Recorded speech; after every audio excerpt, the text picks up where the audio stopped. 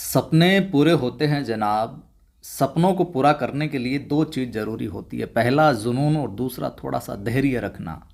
और जुनून और धैर्य आपके अंदर है तो आपने जो भी ख्वाब देख रखे हैं वो यकीनन एक दिन मुकम्मल होंगे। नमस्कार, जय हिंद। स्वागत करता हूं आप तमाम साथियों का नवसृजन क्लासेस के ऊपर। रोज़ अपनी कक्षा 5 बजे अपलोड होती है, किसी कारणवश आज 5 बजे अपलोड न होकर अभी हो रही है। तो हम रीट मुख्य परीक्षा हेतु जो राजस्थान इतिहास और कला संस्कृति वाला जो भाग है वहाँ से महत्वपूर्ण सवालों को कर रहे हैं। तो अपना कल्चर वाला जो पार्ट है ऑलमोस्ट कंप्लीट हो गया है। अब राजस्थान का इतिहास जो है उसके अंदर प्रमुख राजवंश वाला जो है बिंदु, सेकंड बिंदु दे रखा है सिलेबस में। राजस्थान की महत्वपूर्ण ऐतिहासिक घटनाएं, प्रमुख राजवंश, उनकी प्रशासनिक व जो राजस्व व्यवस्था है वो, वहाँ से हम राजवंशों को प्रारंभ करें। और यहाँ से आज के इस वीडियो में गुर्जर, प्रतिहार और चौहान वंश के जितने भी महत्वपूर्ण सवाल बन सकते हैं परीक्षा के दृष्टिकोण से, उनको हम शामिल कर रहे हैं। पहला सवाल आपके लिए, आप उत्तर कमेंट करते जाइएगा, अगर आता है तो, नहीं तो मैं बता रहा हूँ तो वो सुन लीजिए और व्याख्या देख लीजिए। इतिहासकार R.C. मजूमदार, इनके अनुसार गुर्जर प्रतिहारों ने कितनी शताब्दी तक अरब आक्रमणकारियों के लिए बाधक का काम किया। इतिहासकार जो R.C. मजूमदार है, इसके अकॉर्डिंग जो गुर्जर प्रतिहार थे, इन्होंने कितनी शताब्दी तक, कब तक है, जो अरब जो आक्रमणकारी थे उनके लिए बाधा का काम किया। दूसरे से चौथी शताब्दी तक, तीसरी से 5वीं, छठी से 11वीं, 12वीं से 15वीं। क्या होगा उत्तर? उत्तर हो जाएगा बंधुओं से छठी से 11वीं शताब्दी तक गुर्जर प्रतिहारों ने रोक के रखा। देख लीजिए उत्तर पश्चिम भारत में, कहाँ पर? उत्तर पश्चिम भारत में गुर्जर प्रतिहारों का शासन मुख्यतः 6वीं से 12वीं शताब्दी तक है जो माना जाता है। सवाल है, प्रतिहार वंश का संस्थापक कौन था? पूछ ले आपसे कि प्रतिहार वंश का संस्थापक कौन था, बताओ जी। हरिश्चंद्र जी, प्रताप सिंह जी, रजिल या कक्कुक? क्या उत्तर हो जाएगा? उत्तर हो जाएगा बंधुओं ए। अपने प्रतिहार वंश का संस्थापक था हरिश्चंद्र। व्याख्या देख लो। गुर्जर प्रतिहारों की 26 शाखाओं में सबसे प्राचीन एवं महत्वपूर्ण मंडोर के प्रतिहार थे। ये शाखा थी मंडोर वाली, ठीक है।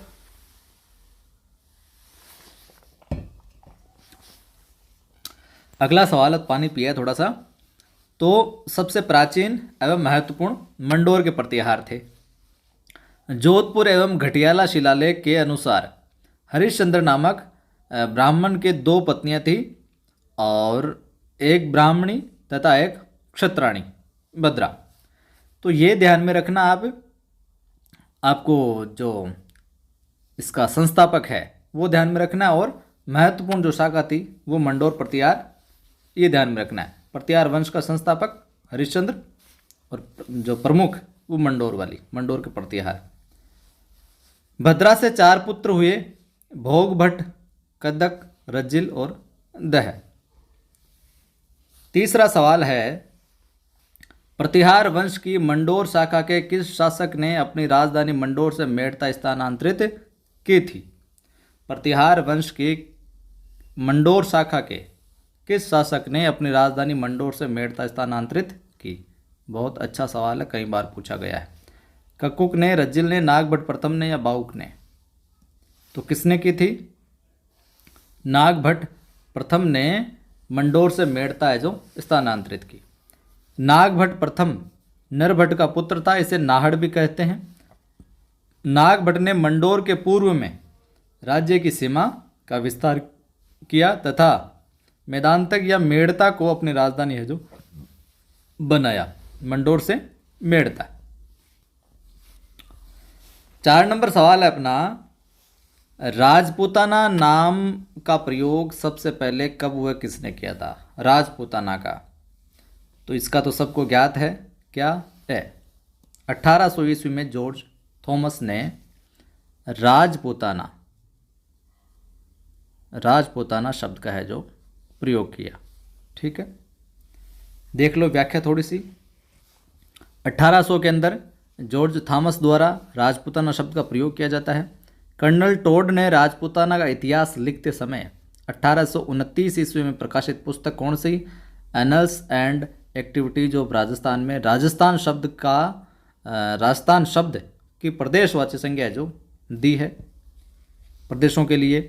26 जनवरी 1950 को औपचारिक रूप से इस संपूर्ण भौगोलिक प्रदेश का नाम राजस्थान स्वीकार कर लिया गया। तो ये सवाल आपसे पूछा जाए कि औपचारिक रूप से इस संपूर्ण भौगोलिक प्रदेश का नाम राजस्थान स्वीकार कब किया गया? 26 जनवरी 1950। अगला अपना सवाल है, निम्न में से किस इतिहासकार ने राजपूतों को शक अथवा सीथियन जाति के वंशज माना है? किस इतिहासकार ने कहा कि राजपूत शक अथवा सीथियन जाति के वंशज हैं? सीएम वैद्य, जेम्स टोड, गोपीनाथ शर्मा या फिर चंद बरदाई? बताइए आप।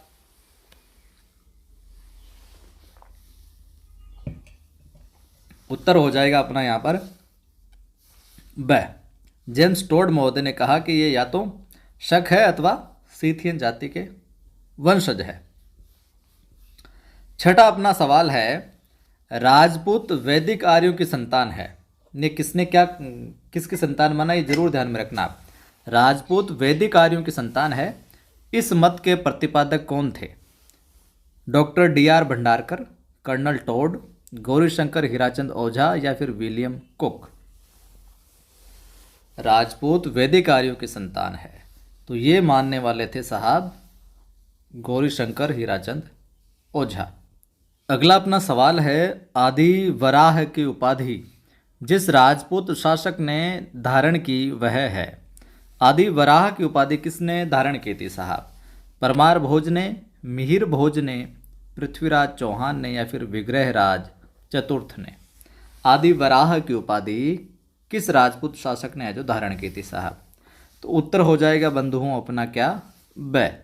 जो अपने मिहिर भोज महोदय थे इन्होंने आदि वराह की उपाधि धारण की थी। मिहिर भोज ने भोज प्रथम, प्रभास आदि उपाधियां भी धारण की। ग्वालियर प्रशस्ति मिहिर भोज की देन है। कौन सी प्रशस्ति? ग्वालियर प्रशस्ति। सवाल है, प्रथम शासक जिसने परम भट्टारक महाराजा धीराज परमेश्वर की उपाधि धारण की थी। पहले राजा महाराजाओं के ऐसे दरबार बोलते थे, फिर आते कि परम भट्टारक महाराजा धीराज परमेश्वर आ रहे हैं। तो ये उपाधियां, वो प्रथम शासक कौन था जिसने ये धारण की?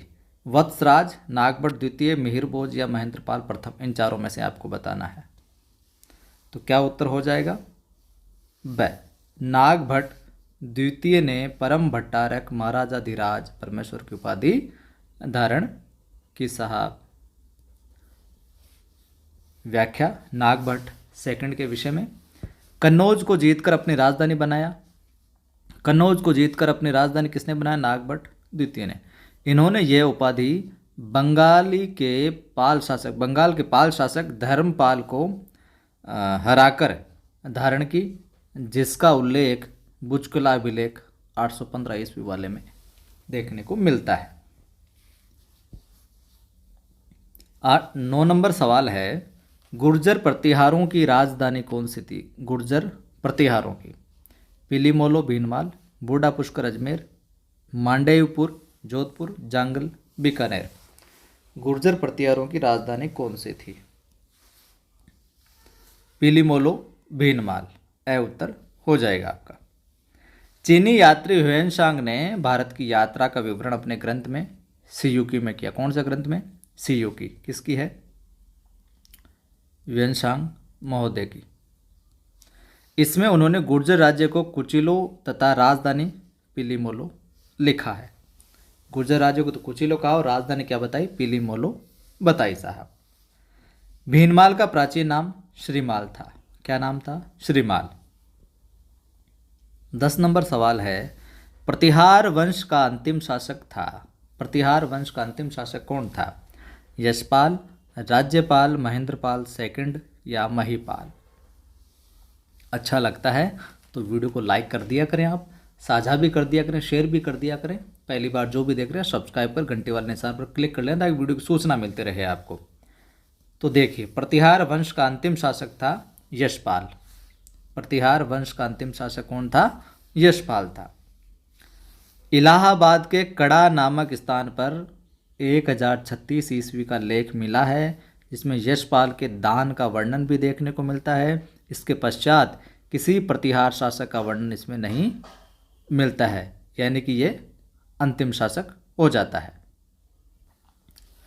अगले सवाल पर चलते हैं। माफ कीजिए, नीचे व्याख्या हो रहा है। 1093 में चंद्रदेव घेड़वाल ने प्रतिहारों से कन्नौज छीनकर इनके अस्तित्व को क्या है, समाप्त कर दिया साहब। 11 नंबर सवाल है, अजमेर नगर की स्थापना के पहले अजमेर के चौहानों की राजधानी कौन सी थी? सांभर, नाडोल, जालोर, रणथंभौर। बहुत अच्छा सवाल है ये। उत्तर होगा ए सांभर। ठीक है जी। चौहान वंश के संस्थापक वासुदेव चौहान, कई बार पूछा गया है, पूछा जा सकता है, बेसिक सवाल है। बिजोलिया शिलालेख के अनुसार वासुदेव ने सांबर झील का जो निर्माण करवाया। सवाल है, किस इतिहासकार ने चौहानों का ब्राह्मण वंश से उत्पन्न होना बताया है? बताओ देखें। भंडारकर, कनिंघम, ओझा, वैद्य। भंडारकर महोदय ने कहा कि चौहान जो है ब्राह्मण वंश से उत्पन्न है साहब। अलग अलग जो मत है उनमें देख लो, कई प्रवर्तक बताते हैं, जो विशेष बल देते हैं मत पर वो अलग होता है, और उसके समर्थन करने वाले और होते हैं साथ में। तो ब्राह्मण वंशी मान्य डॉक्टर दशरथ शर्मा जी, गोपीनाथ जी, कायम खां रासो, कायम खां। सूर्यवंशी बताने वाले पृथ्वीराज विजय, हमीर महाकाव्य, हमीर रासो और सुरजन चरित्र।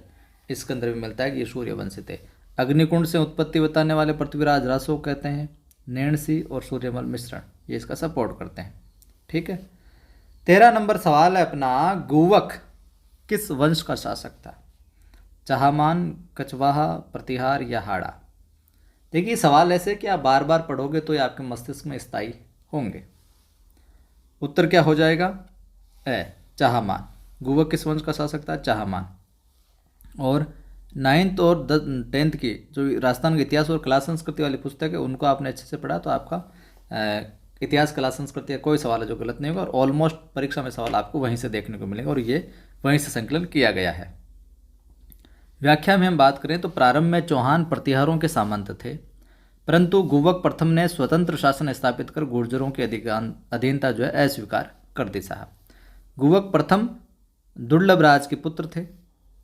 गुवक ने चौहानों के आराध्य देव हर्षनाथ मंदिर सीकर का भी निर्माण करवाया। अगला सवाल है, अजमेर नगर किसने बसाया था? आसान सवाल। अजमेर नगर किसने बसाया था? अजयराज ने। अजमेर नगर किसने बसाया? अजयराज ने। अजयराज पृथ्वीराज प्रथम के पुत्र थे। इनका काल चौहानों के साम्राज्य निर्माण का काल माना जाता है। साम्राज्य निर्माण का बिल्ड हो रहा था कि इन्होंने मालवा के परमारों पर दबाव बनाने तथा अपने साम्राज्य को सुरक्षित करने के लिए 1113 ईस्वी में अजमेर नगर की स्थापना की। कब की? 1113 में अजयराज ने, और अपनी राजधानी बनाया। और इससे पहले राजधानी कौन सी थी? सांभर, जैसे कि हमने ऊपर वाले सवाल में जिक्र किया। इन्हें जैन धर्म का संरक्षक भी माना जाता है।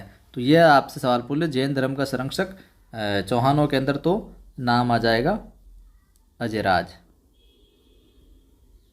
ठीक है जी।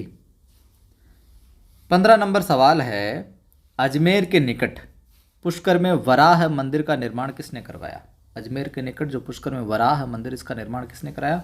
अजयराज, अर्णोराज, विग्रहराज चतुर्थ या पृथ्वीराज चौहान? बहुत अच्छा सवाल है, कई बार पूछा गया, आगे भी पूछा जा सकता है।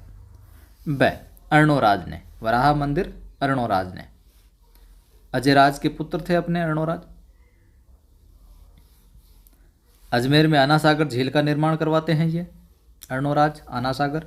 पुष्कर में वराह मंदिर का निर्माण करवाते हैं। देवबोध तथा धर्म घोष इनके समय के प्रकांड विद्वान माने जाते हैं। उपाध्याय में महाराजा धीराज, परमेश्वर, परम भट्टारक। ठीक है जी। 16 नंबर सवाल, ललित विग्रह राज के रचयिता सोमदेव किस चौहान शासक के दरबार में थे? ललित विग्रह राज के रचयिता कौन? सोमदेव किस चौहान शासक के दरबार में थे? विग्रहराज चतुर्थ, पृथ्वीराज प्रथम, पृथ्वीराज तृतीय या फिर अर्णोराज? बताइए क्या होगा सही उत्तर? विग्रहराज चतुर्थ के दरबार में ये थे साहब। व्याख्या देखो आप, 1158 ईस्वी में विग्रहराज अजमेर के शासक बने। कब बनते हैं? 1158 में विग्रहराज अजमेर के शासक बनते हैं। समकालीन लोग इन्हें कवि बांधव या कटिबंधु के नाम से पुकारते हैं। तो विग्रहराज को ही कवि बांधव या कटिबंधु भी कहा गया। इन्होंने संस्कृत में हरिकेली नामक नाटक की रचना की। हरिकेली किसने लिखा? विग्रहराज जो शासक था ये भी बड़ा कवि था, नाटक लिखा इन्होंने। ललित विग्रहराज का लेखक कौन? सोमदेव। ललित विग्रहराज का लेखक आप विग्रहराज मत कर देना चतुर्थ, ये इसका लेखक था ललित विग्रहराज का सोमदेव। हरिकेली नाटक आए तो विग्रहराज करना है, और इनका दरबारी कवि था ये सोमदेव। इनके काल को चौहानों का स्वर्ण युग भी कहा जाता है। विग्रहराज के काल को। वर्तमान में टोंक जिले में बीसलपुर कस्बा एवं बीसल सागर बांध का निर्माण भी विग्रहराज चतुर्थ या बीसल देव द्वारा ये जो करवाया गया। विग्रहराज चतुर्थ या बीसल देव द्वारा ये जो करवाया गया। 17 नंबर सवाल है, तराइन के युद्ध में किस चौहान शासक को आक्रमणकारी शहाबुद्दीन गोरी से लड़ना पड़ा?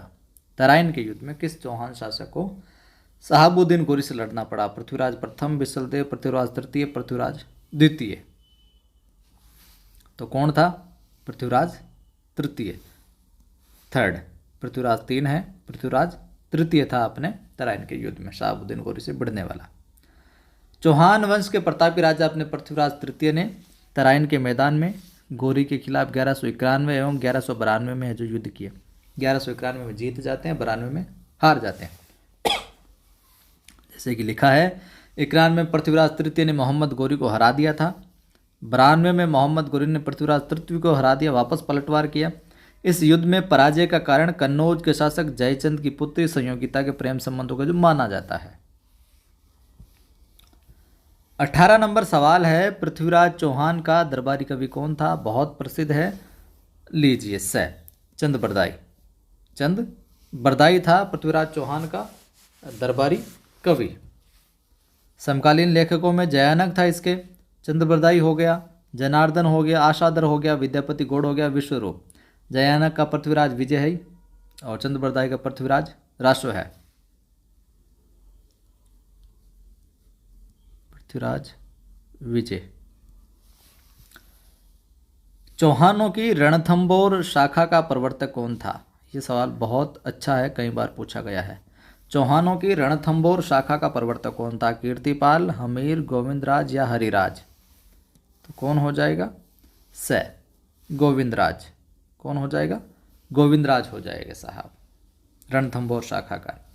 पृथ्वीराज तृतीय के पुत्र कौन? गोविंदराज ने कुतुबुद्दीन ऐबक की सहायता से वंश की स्थापना 1194 ईस्वी में की साहब।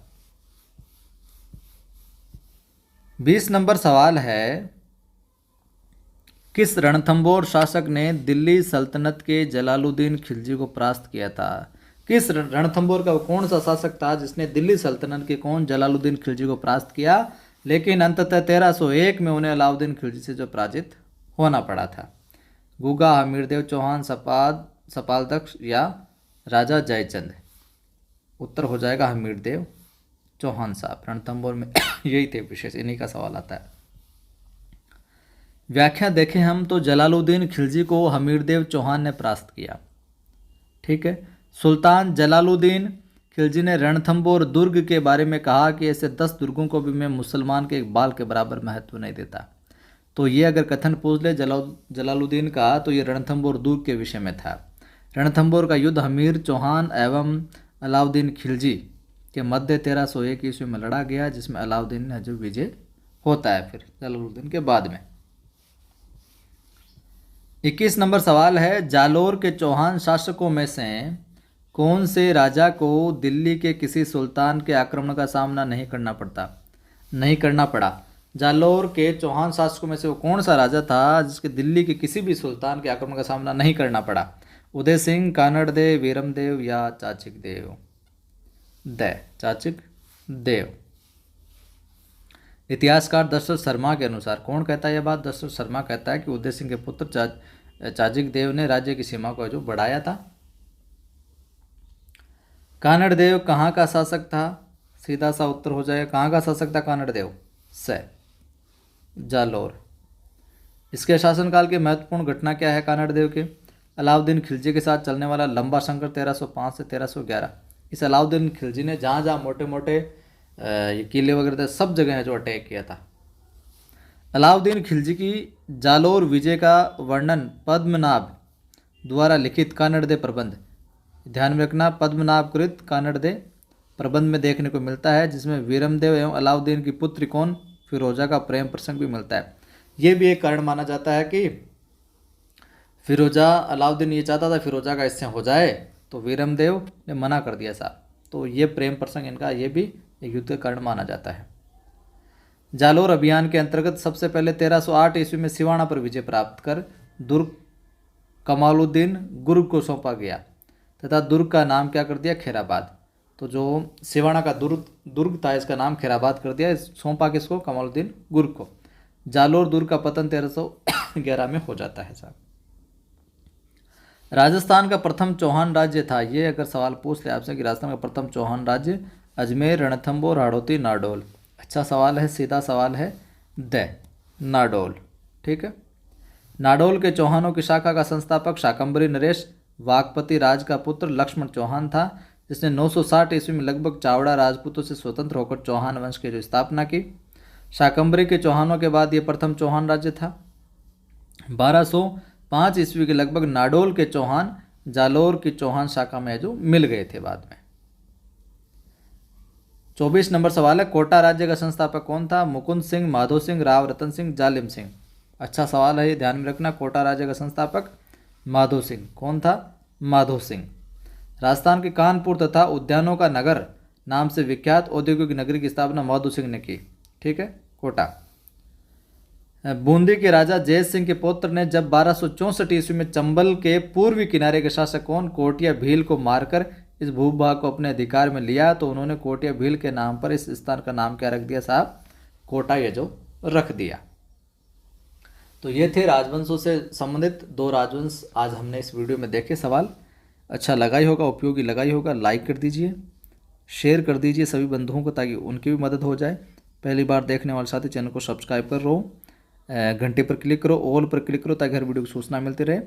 और आज ही मैंने एक मोटिवेशनल वीडियो डाला अपने दूसरा जो यूट्यूब चैनल है, एक आदि की आवाज़ पर, आदि की आवाज़ पर कि ताकतवर बनो साहब, नहीं तो हर कहीं है जो हारे जाओगे। अब ताकतवर फिजिकली और मेंटली बनना, और कैसे बनना है, आदि की आवाज़ यूट्यूब चैनल के ऊपर जाओ और ये वीडियो आप देखो, यकीनन आपको जीवन में कुछ नया सीखने को मिलेगा।